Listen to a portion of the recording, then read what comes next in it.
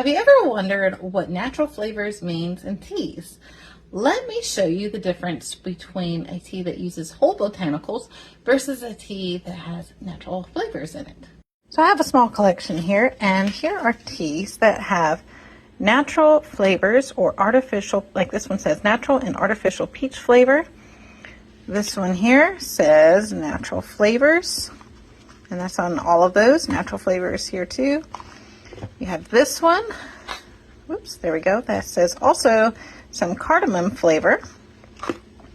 And another one here that also says natural pomegranate and raspberry flavors. So they're going to smell amazing when dry, but they aren't going to have the depth that you will have with true whole botanical. They're also often spray dried powders or the liquid are kind of blended in to get it consistent throughout all. And this is what you will find in a lot of mass-produced teas because of, again, the consistency of the brand. Because extracts give the same flavor every time. And so that's why it's important a lot of times for a lot of these companies to use these extracts because it's consistent.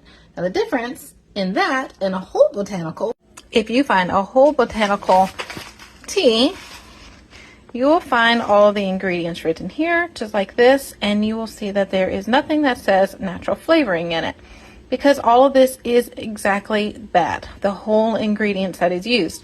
Now, are there powders?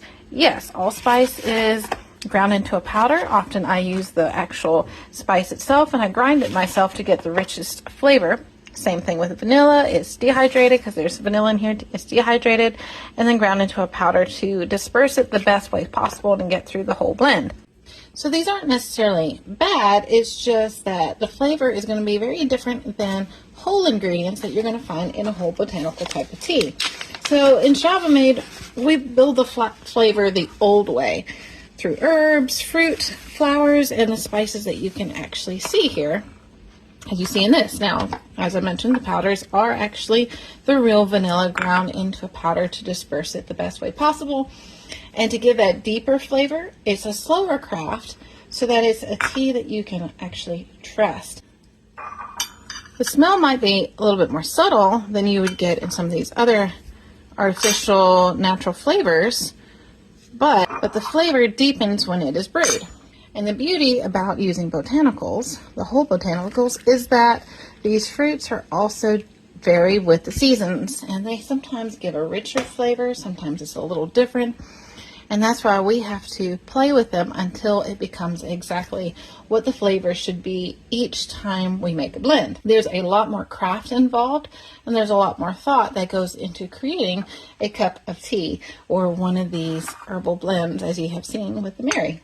Now, just to illustrate another example while this one is brewing, if I were to open up one of these teas, you're going to see some of the herbs that are in here, but a lot of times because it is an extract-driven blend, you see a lot of little pieces, but it's more for the look and to kind of mix in some of it. But the main flavor is going to come from that extract. And that is the big difference that you see between the whole botanicals versus the ones that have the natural flavoring added into it. So I hope that this has helped you be able to look at your teas a little bit more carefully. The whole botanicals is going to give you a different experience than one that has the natural flavoring in it. As you can tell, I am a whole botanical type of a gal, and I want to make sure that I give you the richest of flavors with the whole benefits of these plants.